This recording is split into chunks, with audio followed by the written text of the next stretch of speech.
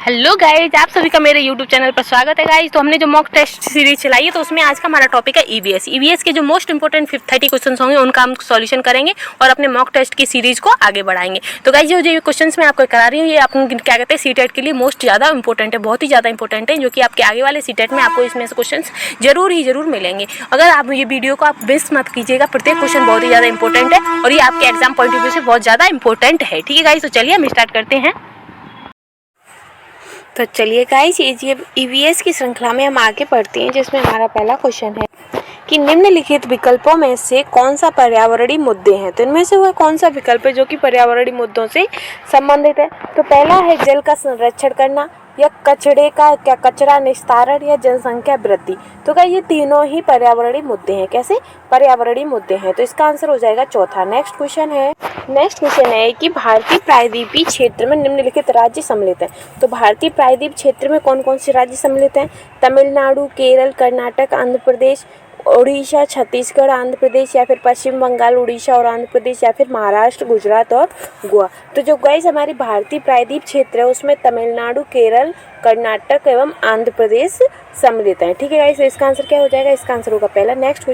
Next है कि EVS एकीकरण है। तो ईवीएस किसका एकीकरण है। तो विज्ञान और सामाजिक अध्ययन का, या पारिस्थितिकी, विषाणु विज्ञान और विज्ञान का, या फिर विज्ञान, सामाजिक अध्ययन और पर्यावरण शिक्षा का, या फिर पर्यावरण शिक्षा और सामाजिक अध्ययन का। तो जो ईवीएस है गाइस वो हमारा विज्ञान, सामाजिक अध्ययन और पर्यावरण शिक्षा का एकीकरण है। कौन कौन से सब्जेक्ट शामिल है इसमें। तो विज्ञान, सामाजिक अध्ययन और पर्यावरण शिक्षा। तो इसका आंसर क्या हो जाएगा। इसका आंसर हो जाएगा तीसरा।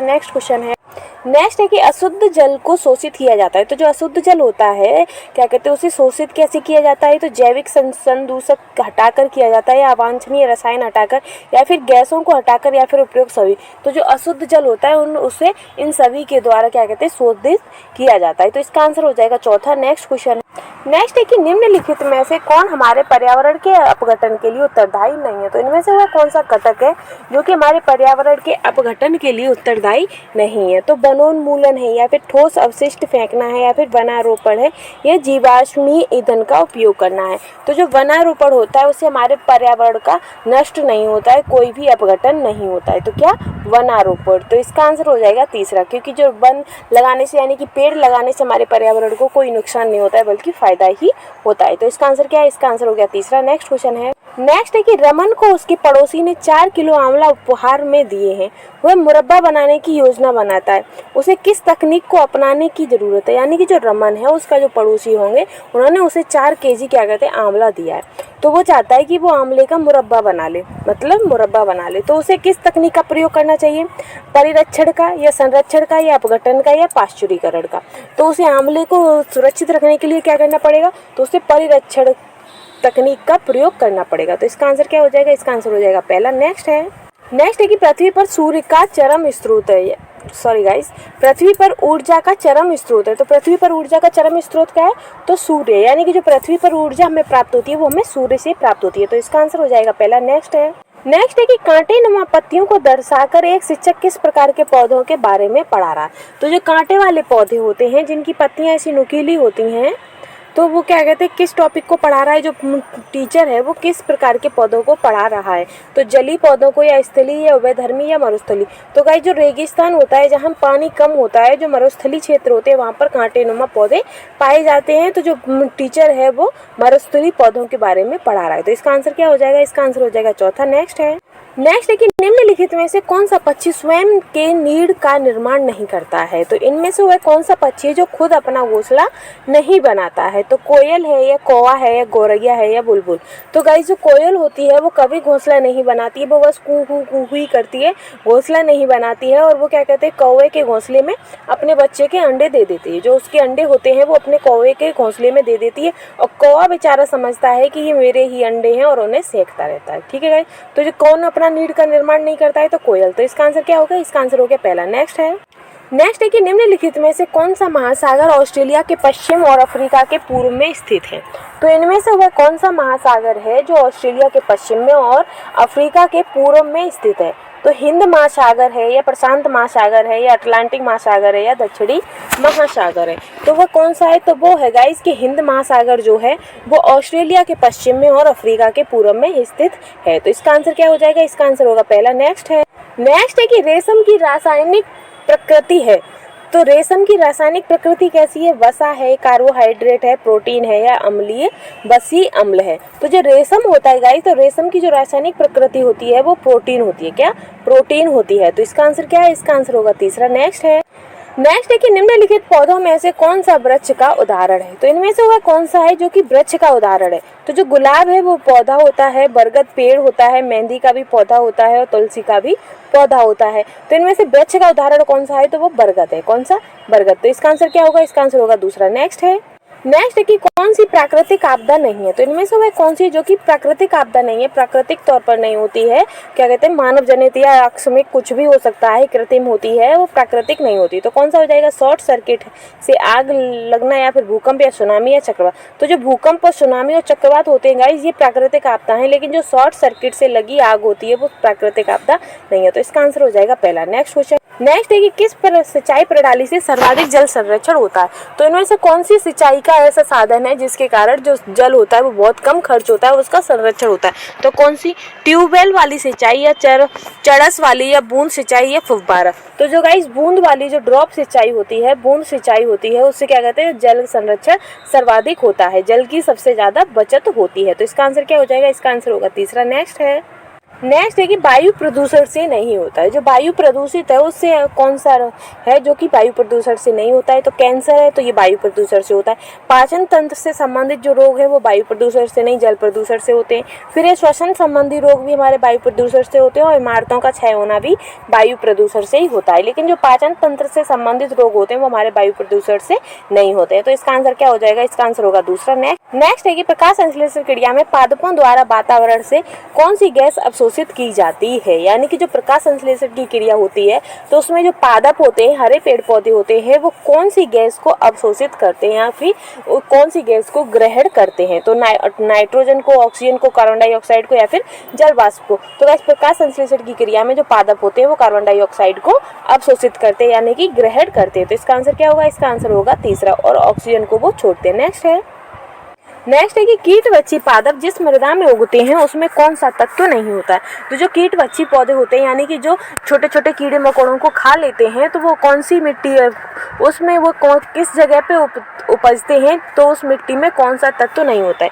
जहाँ वो पेड़ उगते हैं तो वहाँ पर कौन सा तत्व नहीं होता है मिट्टी में, तो कार्बन नहीं होता है या नाइट्रोजन या सल्फर या पोटेशियम। तो गाइस जहाँ पर वो पेड़ उपजते हैं, जहाँ पेड़ वो उगते हैं, तो उस मिट्टी में गाइस नाइट्रोजन तत्व नहीं होता है। कौन सा, नाइट्रोजन तत्व। तो इसका आंसर हो जाएगा दूसरा। नेक्स्ट है कि निम्नलिखित में से कौन सी खाद्य श्रृंखला घासी मैदान की नहीं है। तो इनमें से वह कौन सी श्रृंखला है जो कि घासी मैदान की नहीं है या फिर घास में नहीं होती। तो पहला है कि खरगोश, लोमड़ी, शेर या कीट, मेढक, सांप या प्लावक मछली, भेड़ या चूहा, सांप, गिद्ध। तो बाकी के जो भी हैं वो हमारे घासी मैदानी क्षेत्र के हैं, लेकिन जो प्लावक मछली और व्हेल होते हैं ये समुद्र में होते हैं। कहाँ पर, समुद्र में होते हैं। तो ये घासी मैदान में नहीं होते। तो इसका आंसर क्या हो जाएगा, इसका आंसर होगा तीसरा, क्योंकि इसमें वही पूछा है कि जो घासी मैदान में नहीं होते हैं। तो नेक्स्ट है कि निम्नलिखित में से किस वनस्पति के बीज हम खाते हैं। तो इनमें से किसके हम बीज खाते हैं, मक्का के, गाजर के, केला के मूंगफली के।